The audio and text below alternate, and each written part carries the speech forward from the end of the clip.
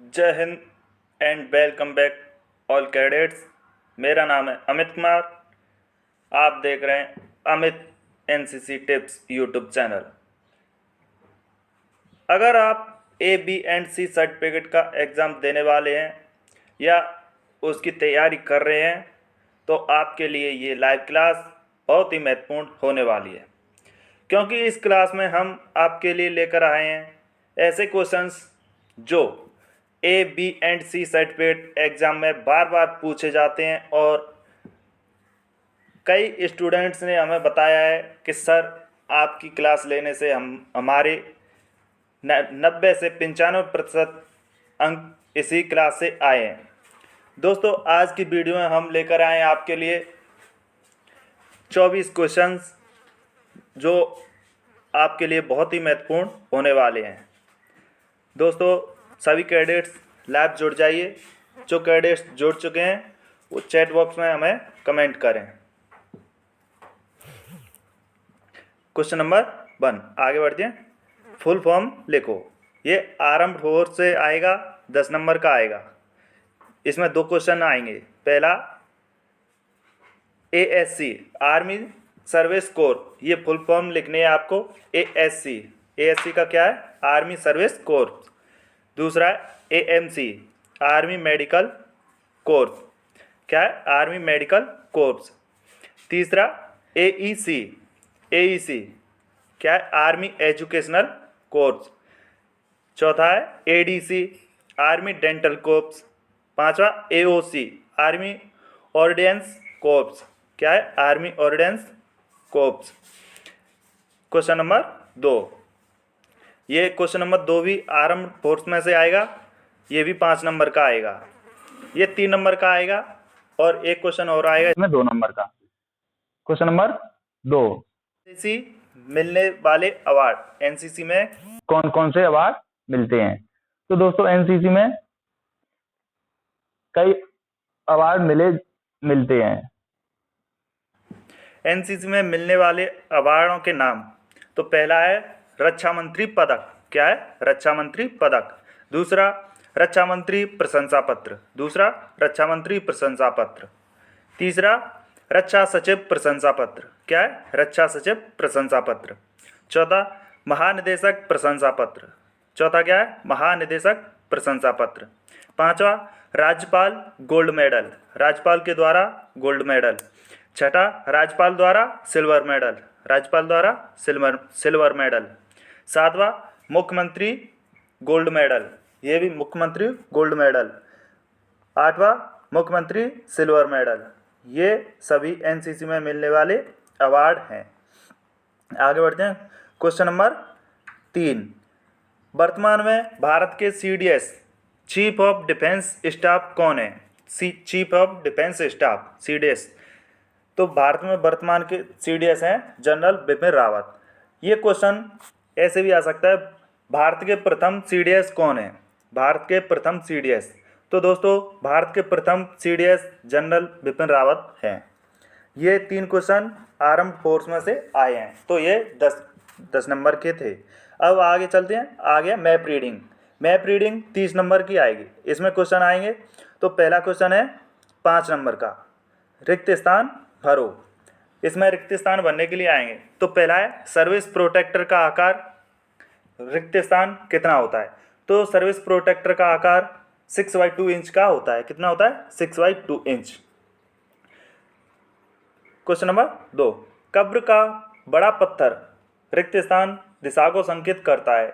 जो कब्र पर जो पत्थर गड़ा हुआ होता है वह किस दिशा को संकेत करता है? उत्तर दिशा को। किसको? उत्तर दिशा को। पश्चिम दिशा का कोण रिक्त स्थान अंश का होता है। जो पश्चिम दिशा होती है उसका कोण कितने अंश का होता है? तो इसका कोण होता है 270 अंश। कितना? 270 अंश। मानचित्र पर दक्षिण से उत्तर खींची हुई ग्रिड रेखाओं को रिक्त स्थान रेखाएं कहते हैं। जो मानचित्र पर उत्तर से दक्षिण से उत्तर की तरफ खींची हुई रेखा होती हैं उनको क्या कहते हैं? ईस्टिंग रेखाएं। क्या? ईस्टिंग रेखाएं। क्वेश्चन नंबर 5, रिक्त स्थान स्टार्टिंग में ही है। इसमें किसी स्थान को देखे बिना उसकी स्पष्ट और सटीक जानकारी कागज पर उपलब्ध कराता है। क्या उपलब्ध कराता है किसी स्थान की जानकारी बिना देखे हुए? उसकी मानचित्र। तो मानचित्र किसी स्थान को देखे बिना उसकी जानकारी कागज पर उपलब्ध कराता है। क्वेश्चन नंबर नेक्स्ट, जीपीएस का पूरा नाम क्या है? मैप रीडिंग में इसका क्या उपयोग है?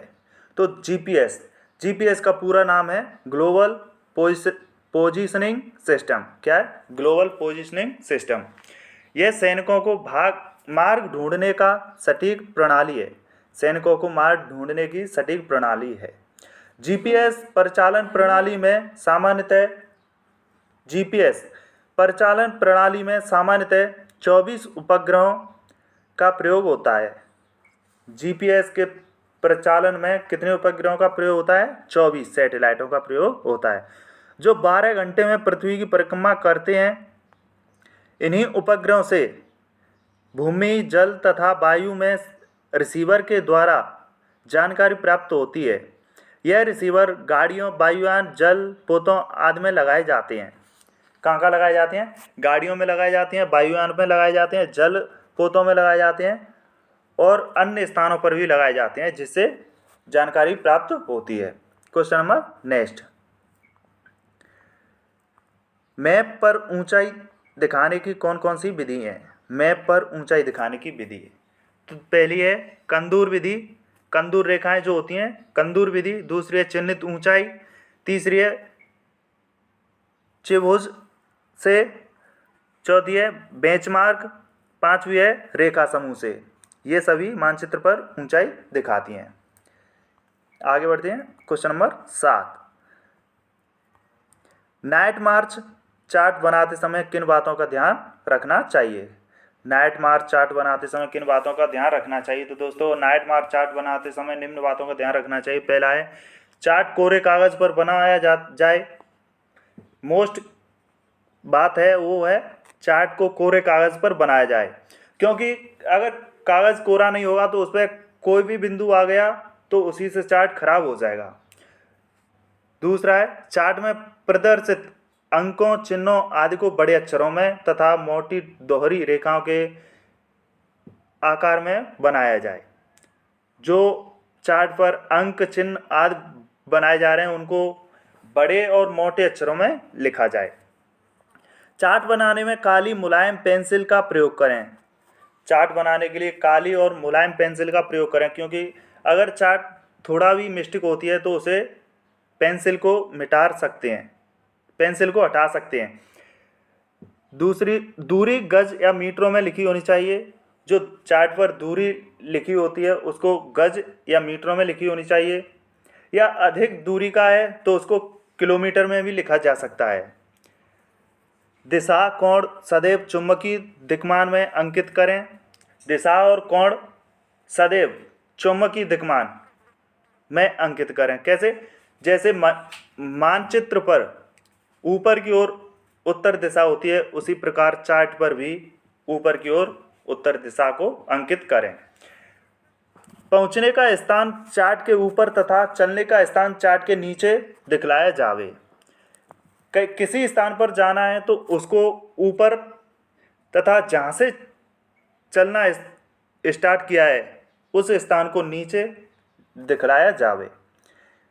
क्वेश्चन नंबर नेक्स्ट, उत्तर दिशा ज्ञात करने कौन कौन सी विधि हैं? तो दोस्तों, उत्तर दिशा ज्ञात करने की निम्न विधि हैं।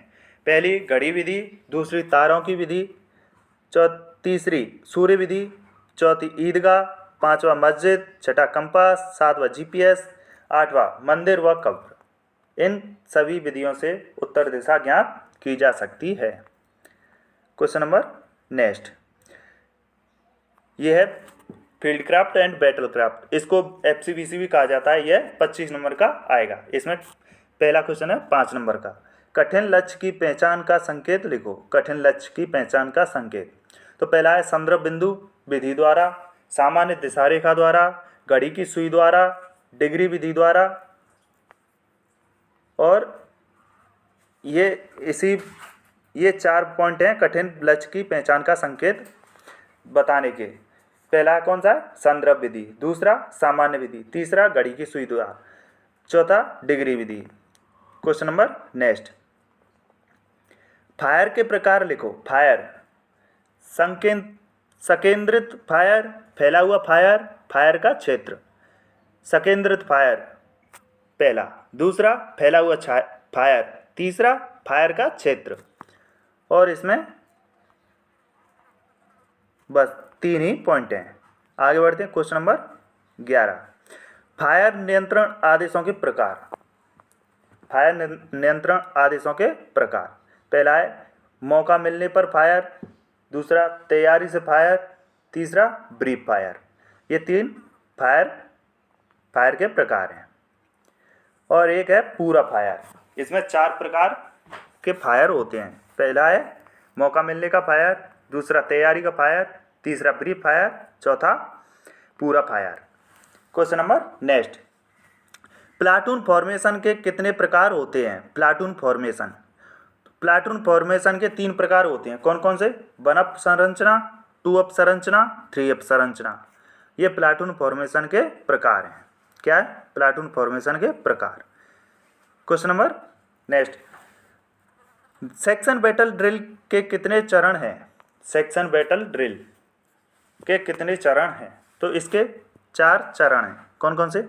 शत्रु द्वारा गोलीबारी किए जाने पर कार्रवाई करना, शत्रु का पता लगाकर उसे बेअसर करना, आक्रमण करना, सेक्शन का पुनर्गठन करना।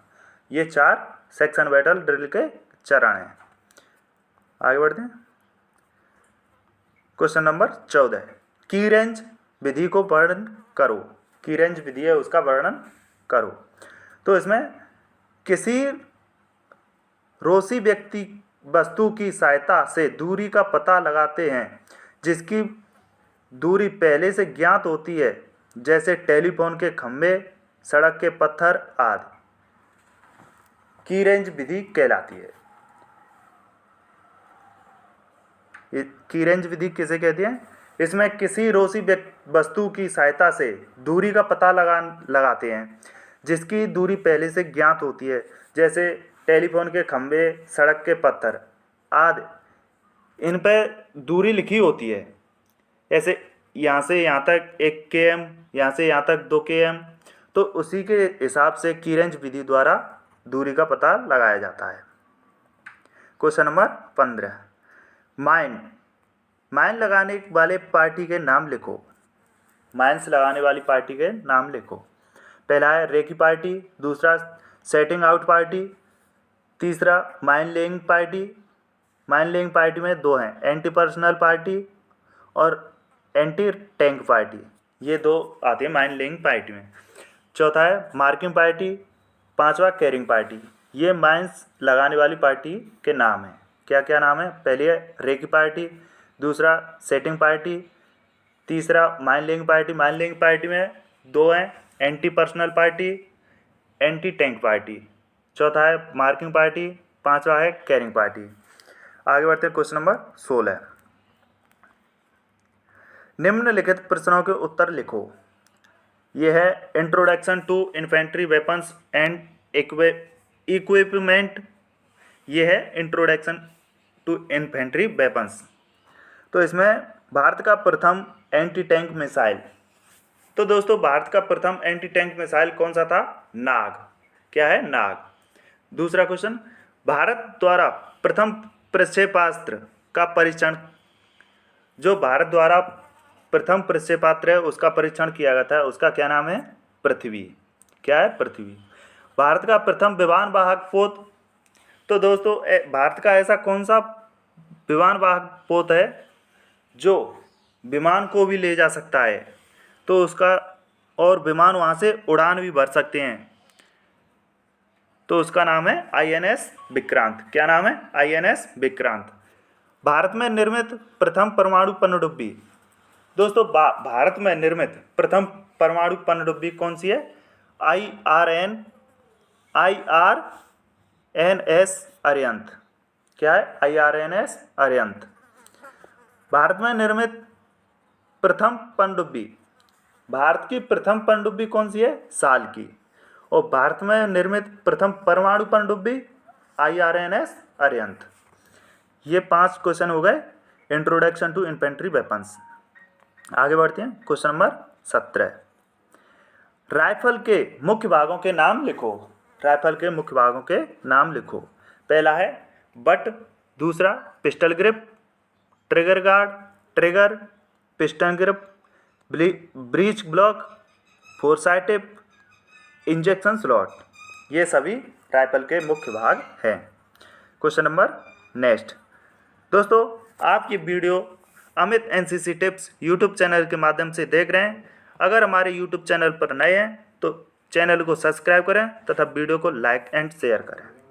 आगे बढ़ते हैं question number next. Infantry battalion के 3 महत्वपूर्ण हथियार लिखो। इन्फेंट्री बटालियन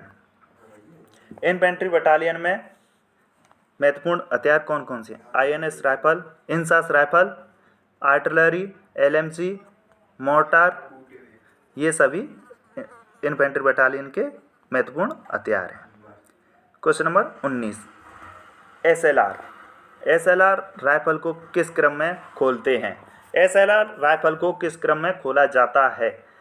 तो दोस्तों SLR राइफल को magazine, Bennet, ceiling, gas plug और पिस्टन, स्लाइड और ब्रीच ब्लॉक, फायर पिन और एक्सट्रैक्टर इस प्रकार से खोला जाता है। पहले मैगजीन खोला जाता है, उसके बाद में बैनट, सीलिंग, गैस प्लग और पिस्टन स्लाइड और ब्रीच ब्लॉक, फायरिंग पिन और एक्सट्रैक्टर।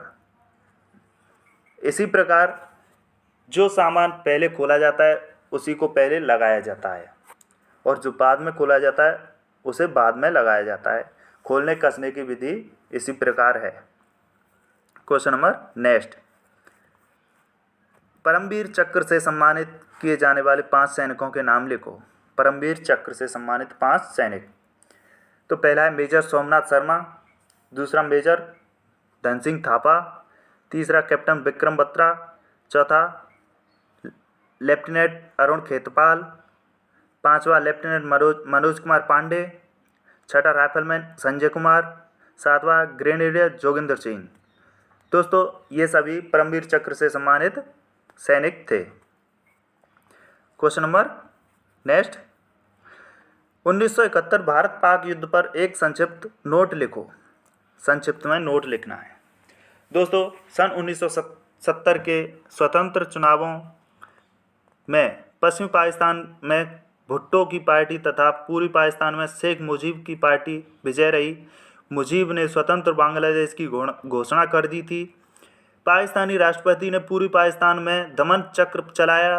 वहाँ के शरणार्थी भारत में आ गए, जिस कारण आर्थिक और राजनीतिक संकट खड़ा हो गया।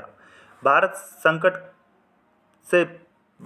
इस संकट से उबरने के लिए पूर्वी पाकिस्तान की जनता को सहानुभूति दिलाते हुए पाक को नरसंहार रोकने को कहा और इसी नरसंहार रोकने की योजना के अंतर्गत पाकिस्तान ने भारत से युद्ध करने की घोषणा की और इस युद्ध में भारत ने पाकिस्तान को हराया तथा पाकिस्तान को बांग्लादेश से अलग करके पूर्वी पाकिस्तान से अलग करके पूर्वी पाकिस्तान को बांग्लादेश के रूप में एक स्वतंत्र देश बनाया। Question number next.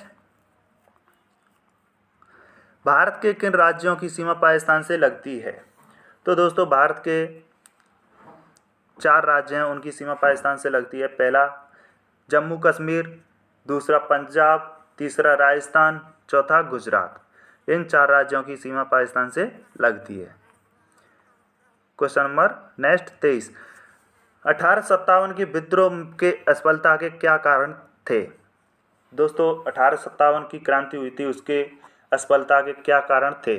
तो पहला है सुदृढ़ नेतृत्व तथा योजना का अभाव, दूसरा ब्रिटिश सेना की श्रेष्ठता, तीसरा पटियाला, जिंद, ग्वालियर, हैदराबाद के राज्यों ने विद्रोह कुचलने में अंग्रेजों की मदद करना।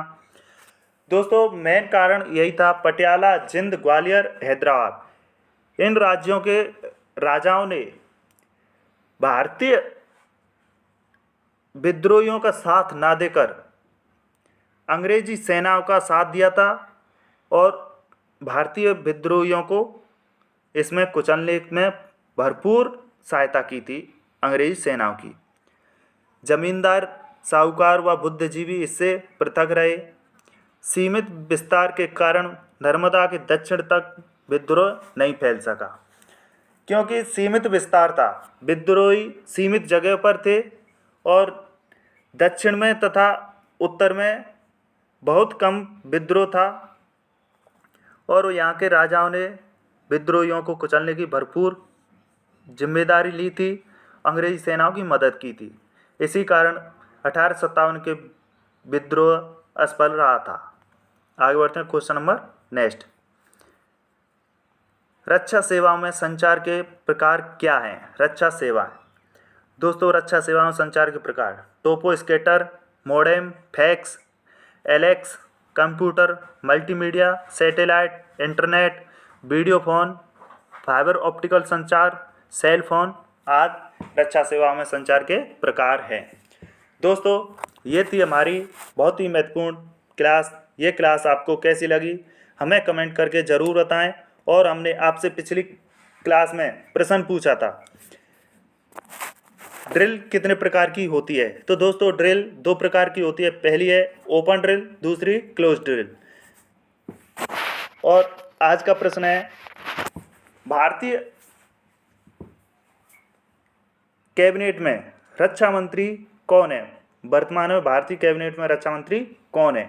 दोस्तों, इस प्रश्न का आंसर हमें कमेंट बॉक्स में ज़रूर बताएं और इस